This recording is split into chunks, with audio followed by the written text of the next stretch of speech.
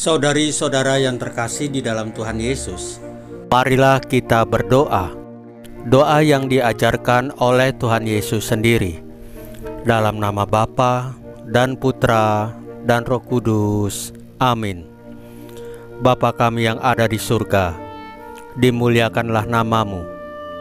Datanglah kerajaanmu, dan jadilah kehendakmu di atas bumi seperti di dalam surga. Berilah kami rejeki pada hari ini, dan ampunilah kesalahan kami, seperti kami pun mengampuni yang bersalah kepada kami. Dan janganlah masukkan kami ke dalam pencobaan, tetapi bebaskanlah kami dari yang jahat.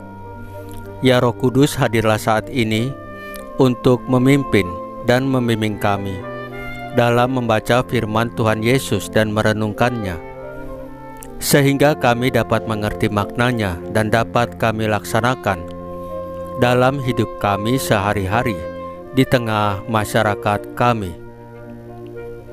Pembacaan Injil Lukas bab 9 ayat 7 sampai dengan ayat 9. Mengenal dengan baik. Ketika Herodes, raja wilayah Galilea, mendengar segala sesuatu yang terjadi, ia merasa cemas, sebab ada orang yang mengatakan bahwa Yohanes telah bangkit dari antara orang mati.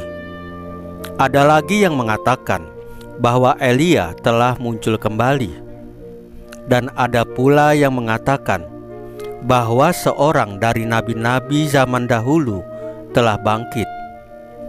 Tetapi Herodes berkata, Yohanes kan telah kupenggal kepalanya. Siapa gerangan dia ini yang kabarnya melakukan hal-hal besar itu? Lalu ia berusaha untuk dapat bertemu dengan Yesus. Demikianlah sabda Tuhan. Terpujilah Kristus. Saudari-saudara yang terkasih di dalam Tuhan Yesus, pesan yang terkandung dalam bacaan pertama ini relevan bagi kita sebagai umat Katolik saat ini.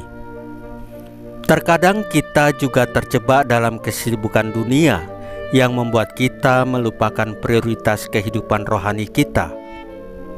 Kita mungkin terlalu sibuk dengan pekerjaan, kegiatan sosial, atau hiburan, sehingga mengabaikan hubungan kita dengan Allah dan pembangunan kerajaannya di dunia ini.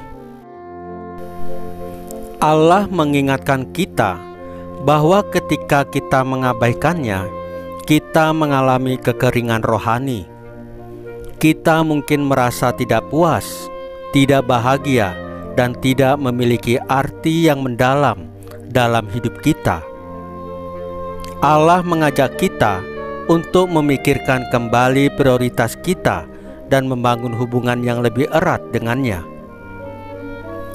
Pada Injil hari ini, kita diingatkan, mungkin kita sering mendengar tentang Yesus Kristus, membaca tentangnya, atau bahkan melihat tanda-tanda kehadiran Tuhan Yesus dalam hidup kita. Namun apakah kita benar-benar mengenalnya dengan baik? Apakah kita memahami siapa Tuhan Yesus sebenarnya, dan apa arti Tuhan Yesus bagi kehidupan kita?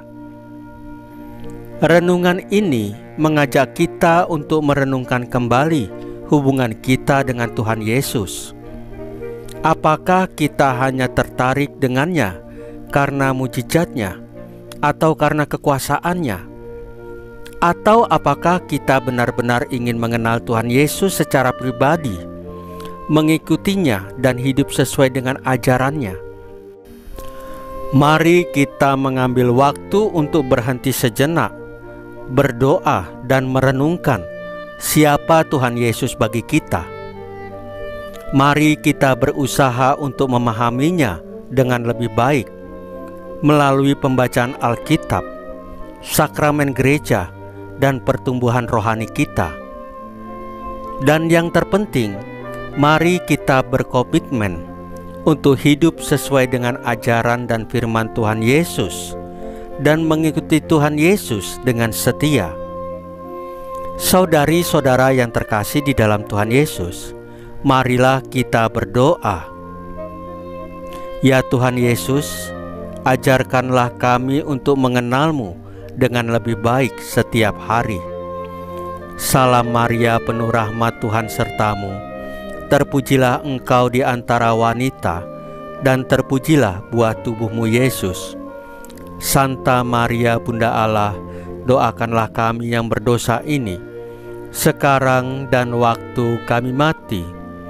Ya Tuhan Yesus, tambahkanlah iman kami hanya kepadamu saja, karena hanya Engkaulah Tuhan dan Juru Selamat kami satu-satunya. Tidak ada yang lain. Dalam nama Bapa dan Putra dan Roh Kudus. Amin. Saudari-saudara yang terkasih di dalam Tuhan Yesus, bacaan firman dan renungan hari ini sudah selesai. Tuhan Yesus memberkati kita semua.